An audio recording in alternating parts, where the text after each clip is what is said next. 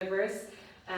There are three words that I really took from it was the idea of collaboration and communication, and also the ethics of care. So there's lots happening, and hopefully this is the beginning of a journey together. So now for our leadership panel. So when we were talking about putting this together, there's very much there's the technical stuff, and that's been mentioned, like the renewable energy and all of that, but really, how do we bring all that together? And we do need leaders, and we have so many leaders here, even within the room. So we've invited some of our Mayo leaders, and they're in local and global perspectives. So Susan Heffernan, the project manager of the Mary Robinson Centre, is going to chair this panel. Joanne Brehan sends her apologies, she couldn't come at the last minute, so Susan is kindly going to fill in for her. So will I introduce everyone? Or do you want to do it? I'll do it. You'll do it. Give you a rest. Yeah. And I also didn't mention about Twitter and all of those, so I'll do all of that. Yeah, leave it off to Susan. Thank you. Thank you, Laura. I'd like to say thank you to all for coming, and on behalf of the Mary Robinson Centre, you're all incredibly welcome here today, in person and also online. We have a hashtag for the event. If you happen to be sharing some of the content on Facebook or Instagram or Twitter, the hashtag that we're using is hashtag Mayochangemakers, and you're very welcome to share content. If anybody in the room would like to access the Wi-Fi for the Arts Centre, the code for that is 1 2 3 4 5 6 7 8 9. So all of the numbers 1 to 9, and then 1 again at the end. That's the code for the Wi-Fi here. So we have a great panel of people here today. When Laura and I sat and talked about putting this panel and the panel this afternoon together, we wondered who our speakers would be. And we had a short list, and it grew to a long list, and it grew to a longer list. And we found lots of people all over the world with Mayo connections who were doing really cool things. So we whittled it down over a while, and these are the people that you see here in front of you. These people are here because they're leaders. They demonstrate leadership qualities in local and global communities in the work that they do and have done around climate change and sustainability and biodiversity. So I'll introduce them to you from this side across. Very first speaker here is Carlin. Sean is part of the Mulroney Decarbonising Community, and he works with Southwest Mayo Development Company as their Rural Development Manager. On my right and your left is our retired Vice Admiral Mark Millet.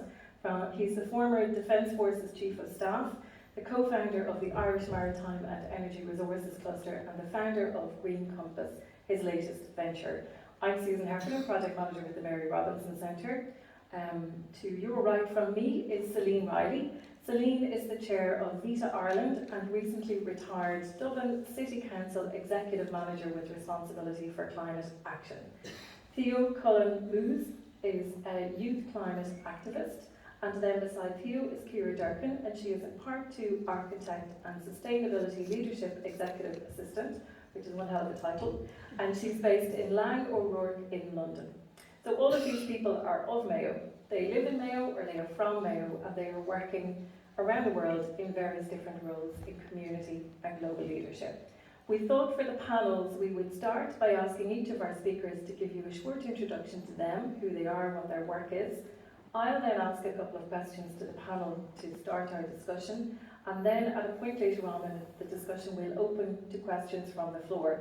So that floor is the physical floor here in the room and the online floor for those of you online. We'll have a roving mic that will take questions from the room here, and online, if you'd like to put your questions into the chat, we have a number of people who are monitoring that, and they'll ask your questions here in person on your behalf.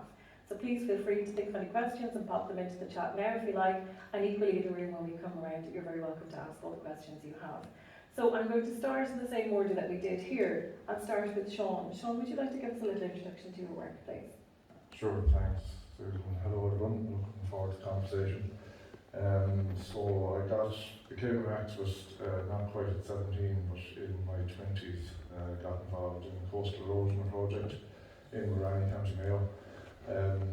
Learned about the ecology of the dune system, and also learned that local people and technical, as I call them, technical people, can come up with really good solutions to challenges in the local area. Since then, I've got involved in Community Futures, Mayo Community Futures, which is a participative action research program which asks communities what they need and asks them to identify priorities and gets them involved in making those needs and priorities into a reality. I came across the principle of additionality looking at Leader many years ago, and I thought it was an interesting concept in terms of applying yourself to where you're most needed or where the greatest need is.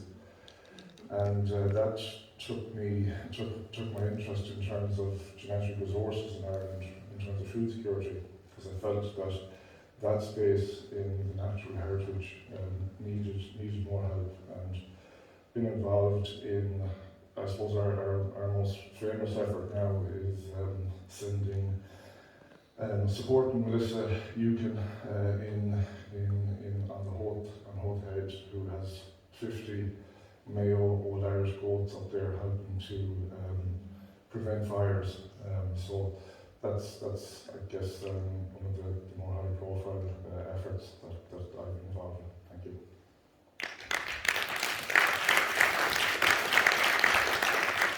I'll hand over to you, Mark, please. Thanks very much, Susan. My name is Mark Millet. When I grew up in Castlebar over 60 years ago, I think there was just over 300 parts per million of carbon in the atmosphere. Today there's nearly 415 parts per million. When I grew up in Castlebar over 60 years ago, there was 40%, nearly 50% more biodiversity in the ecosystem. And when I grew up in Castlebar, there were 3 billion people in the world. Within the next decade or so, there'll be 9 billion people in the world. And I suppose more recently in my job with the Defence Forces, I was researching, some of these vulnerable ecosystems, and one of them was called cold water corals. And to the west coast of Mayo, this wonderful ecosystem is about 500 or 600 metres below the sea surface. It can take up to 4,000 years for these reefs to form, and yet they're destroyed in minutes by a deep water trawl. And not only that, but the fish that has been targeted in those particular ecosystems called, for example, orange roughy, some of those individual fish were swimming when Darwin was on the Beagle, theorising on the evolution of mankind, because the fish lived to over 200 years. They've all been lost. So my focus now today, since I retired from the Defence Forces, is to try and stimulate alternatives to generate biodiversity net gain, and to look at the opportunities that are there in the context of offshore renewable energy, which is extraordinary in terms of what we can do in Ireland. We can not just power Ireland, but we could power Europe with up to 70 or 80 gigawatts of power available in our oceans through wind and through wave. And these technologies are already there. I'm working with some companies that are putting in very, very large offshore floating wind farms. And just the week before last, I came back from Sweden, looking at wave energy technologies that would be really suited to the west coast of Ireland. But it doesn't stop there. There are also other technologies that are coming, and I was in Iceland just last week looking at carbon capture technology, because we need everything, and we need to capture carbon out of the atmosphere, and we need to put it beyond use and remove it. And some of the technologies that are there are actually capturing carbon now, and they're actually turning it into stone. So we have all of these technologies available to us, and there's no doubt about it that the technology is there. Because when I grew up in Castlebar, IBM made a computer. It could hold 1 megabyte of memory. It weighed 1 ton. It would mean that that phone there is 26,000 tons, because that's the kind of memory that's there. So the issue from the point of view of climate change and bringing us back to net zero and net negative is not about technology. It's about people. Climate change is about people. And really the marriage going forward, and that's where I give my advice, is trying to bring institutions and people together with technologies in a manner whereby that triple helix of governance, government, enterprise, and civil society and community work in harmony to solve this biggest problem we've ever had in Ireland. Thank you.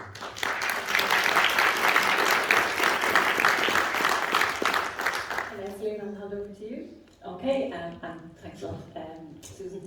I'm from Cross Ballina originally, from the post office there, where there's a lovely coffee shop, where I used to grow up in our sitting room. But just today talking about leadership and just listening to the guys previously, it's amazing what can be done from Mayo.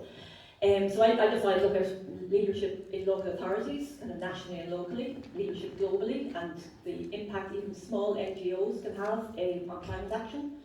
Leadership in engineering, as it was a career choice of mine originally, and leadership in the local community. And so I suppose, first of all, in the local authority, I think it's really important that we realise the strength that there is in the local authority. Every one of you are affected by the work that local authorities do, whether reduce the impact on the climate. So in Dublin we did meet the targets that were set, and a lot of the stuff that's really good is around housing, and I might talk maybe more about that later. Another thing, and we've got two of the guys here today, was the creation of the regional climate offices, and Martin and David are here, and a really great partnership. And climate is all about, solving climate is about collaboration and partnerships. Is the development of the Green Club Toolkit with the GAA. And in Mayo, we know the power and the reach of GAA, and if you combine that with the reach of local authority networks, you can really lead on climate. You've got the kids, you've got adults, you've got a whole group of people there, and it's those kind of partnerships I think that would really actually help us to move on climate action as opposed to plans. And then from national to international, I've been involved with Vita Ireland, as Susan said, over the last number of years, and I chair it now. And I suppose what drew me to Vita was the climate-smart approach they took to working in Africa, despite being a very small NGO. So what they looked at is how can they leverage, what are their skills as opposed to the larger NGOs who can perhaps do different work. And so they developed an innovative social impact investment fund, where you get loans in, you invest those in clean energy cook stoves, in water points, in tree planting, and all of these reduce carbon emissions. They contribute to carbon mitigation, they contribute to climate justice, and sustainable development goals. And the key to this is all of those projects are community-led, but we work in particular with women, who then turn out to be, they develop businesses and they become leaders in their communities, and that's bringing on the leadership again. Working as an engineer, you need to realise that every single part of a project as an engineer impacts on climate, and it's not something we always realised. One of my first jobs in the UK was actually re-engineering a water course that had been kind of developed as the engineering solution back in the 60s, which meant it was a concrete structure that carried water efficiently but did nothing for the environment. So we were going back re-engineering that, from clamping down to filtering and making it a pleasant environmental place with better air quality all around. Another one was in Dublin, where we actually, because we thought of climate from the start of the project, we introduced wind turbines, we had water filtration, great planting for biodiversity. And I think it's really important that engineers and professionals in jobs like that realise that right from the start, once you visualise the project, you have to be thinking, what is the impact, not just now, but operationally, maintenance-wise, everything into the future on climate. And finally, and currently, and I suppose locally, I'm involved in the FIBS for a sustainable energy community. And I suppose this is something, and it's almost linking into the decarbonisation zones. What we're looking at there, we're involved, we're doing a master plan for energy, we're looking at the biodiversity action plan. It's an urban area down the road from Crow Park, population of 18,000 people, but it emits about 74,000 tonnes of carbon every year and spends 30 million in that small area. So, there's often the argument of what can we do? It's the big industries, it's the big, emitters that are really the problem. We can't really do anything. Well, I think that shows in a small community, 74,000 tonnes is being created just by people. There's no big industry there. So I think that brings it back to, saying it is actually a responsibility for each of us. And really, if we don't buy fossil-driven things, the companies won't produce them. And I just think, just one last thought from something Laura said at the start. Mayo people, when I was growing up, it would be said that they built, the UK, they built places abroad. We were known as this diaspora that went away and built things. Wouldn't it be just fantastic if, as a result of something like this, what Mayo people became known for, like Mary Robinson, was actually going and driving climate action and doing work, not just locally, nationally, but globally, and that we were known for that going forward. Yeah.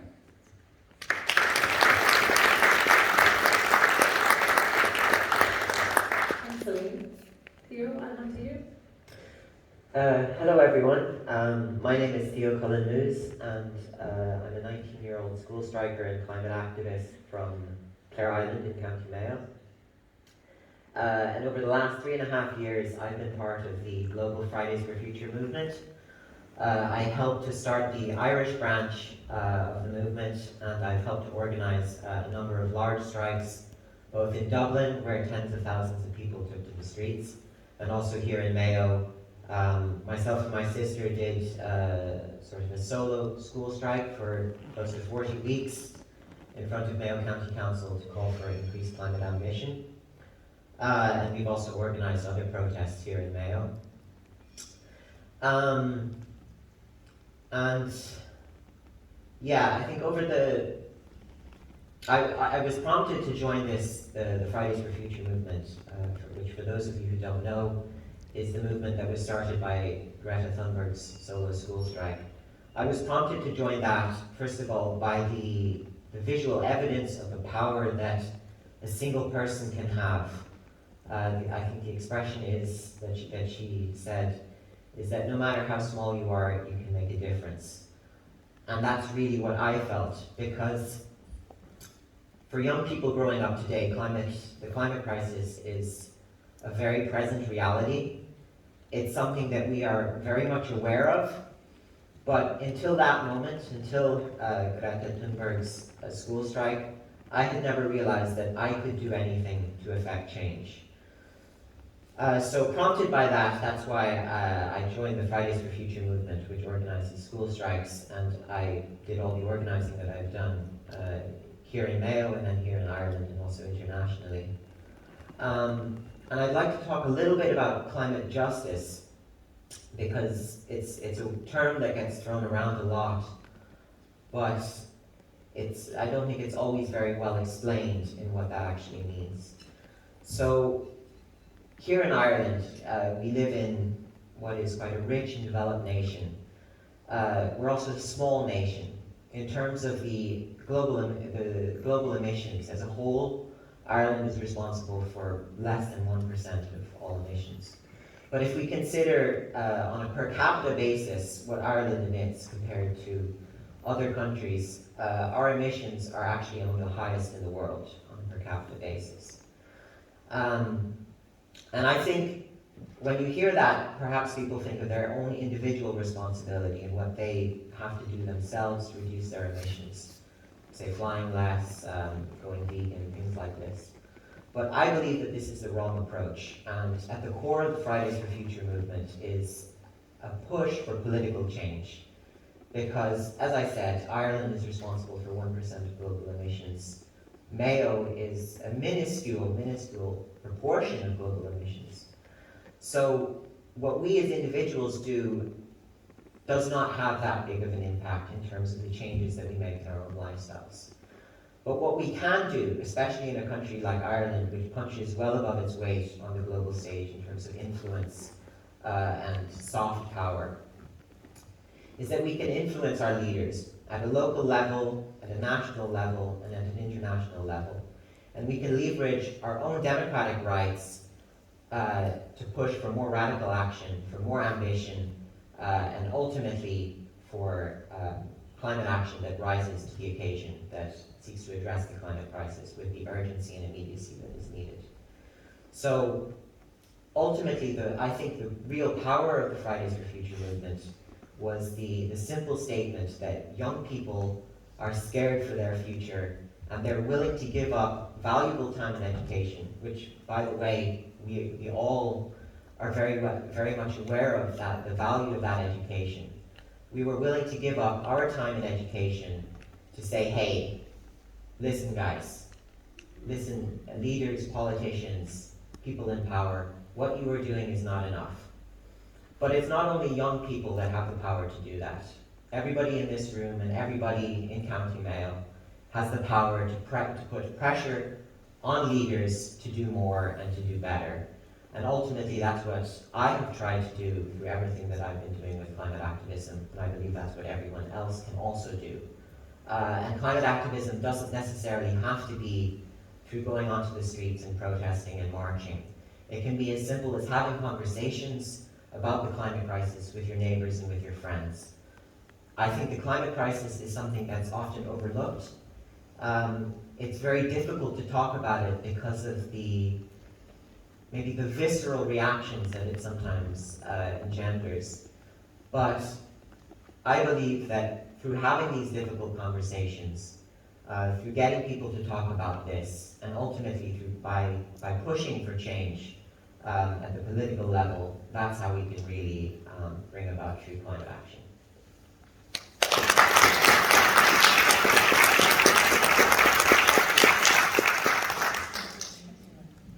Hi, I'm Ciara Durkin and I'm from Surfers. I suppose I did architecture, I studied in UCD, my degree, and then I did my master's over in the UK in Scotland. And I think if someone had asked me if I continued on my trajectory, if someone asked me did I understand sustainability, I would say 100%. I specify timber, I specify CLT, and I really, really understand it. But I think I got an opportunity to move and go into landlord work and work with the leadership team as their executive assistant. And on the interview, I was told I was going to be working in sustainability, and I was like, oh, perfect. I'm vegetarian. I do all these things, and I was like, yeah, I really, really understand sustainability. I think it was a complete shock when I got there that I absolutely knew nothing. I basically work in the decarbonisation team, and they said to me, the first thing, they were like, do you understand the upfront body carbon of this concrete panel? And I was like, no, I don't understand nothing. I understand pretty much just timber, concrete, and brick. I was like, I understand that, timber is good and concrete is bad. And I was shocked that is not the case. There's a lot more to it, and it's about understanding the different life cycles and understanding where our materials actually come from, balancing embodied carbon, operational carbon, and understanding how you realise an actual project and actually make a difference. So I think one of the most interesting things about the company is that we own our own supply chain. So not only can you make a difference in how you're implementing the actual project, you can actually work towards the frameworks that the industry are putting out, such as like PAS 2080, and looking at the carbon reduction hierarchy and how at every single point you can actually make a difference. And I think the most important thing what I'm trying to do is, with my friends that I live with over in London, trying to put it back on them and kind of be like, okay, I know we thought we understood sustainability, but actually how can we really make a difference? Because just because we're involved in a retrofit project, if we're then specifying metal that comes from China, we're not sustainable. How can we actually employ all these things we thought we were doing and actually understand that? I think the real thing, what we all need to do is actually measure what we're doing. So a lot of people talk about, oh, we did this timber locally, but we got our operational MEP system from China. So it's about balancing. And I think one of the most important phrases I've heard is what you can't reduce, what you can't measure. So one of the biggest things the UK are bringing in at the moment is insisting that every project has to have a whole life carbon calculation. And this, not just embodied and not just operational, it's about balancing the two and actually understanding the real implication of what is even 10 tonne of carbon. I think it's very easy to throw about numbers, but actually to quantify that in how many pours of concrete that is. 10 tonne is the average emissions of the person in the UK. What is 10 tonne? 10 tonne is 4.5 concrete trucks of C4050. So understanding this, and also we have a huge workforce. So at the moment what I'm trying to do is I'm coordinating the e-learning that comes out tomorrow, and trying to get every single person on site to understand what is the carbon reduction, what can we do in basis on the hierarchy, and then also, but what is 10 tonne? What are all these things, and how can we actually understand the difference we are making? Another thing that I'm currently involved in is the first UK net zero building standard. Within the UK, there's been an absolutely huge drive towards net zero. Everyone has ESG targets. Everyone actually has, I suppose, all the professional bodies are calling for it. Everyone also has like a personal agenda that they do want to be net zero. And a lot of times you don't know where to start. So within the industry, I think you can sit back and think, oh, RICS or ICE or REBA have this net zero roadmap and we should just follow it. But in reality, the roadmap is based on metrics and science-based targets that are projected.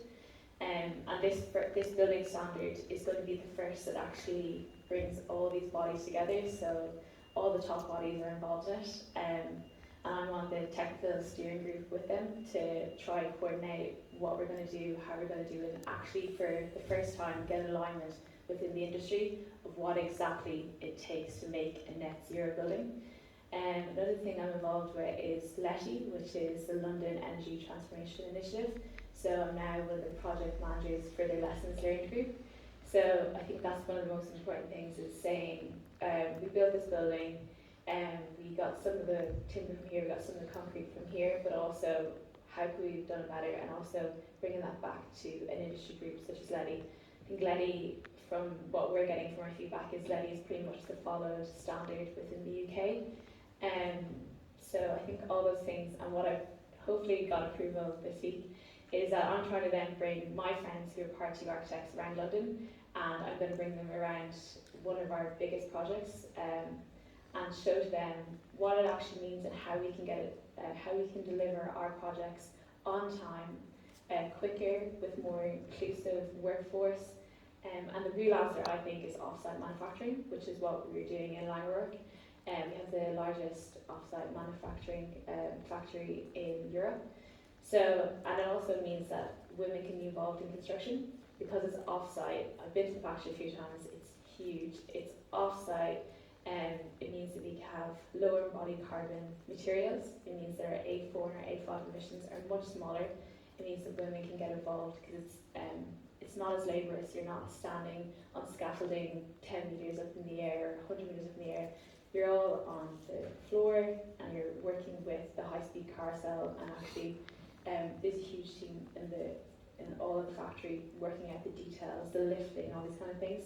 So it's about sustainable inclusivity and also understanding what we can do and what difference we can make. And I think most importantly, I think I try to get my friends and my peers within London to try to understand it's not just about timber and concrete. There's a huge, huge mathematical, technical equation behind it.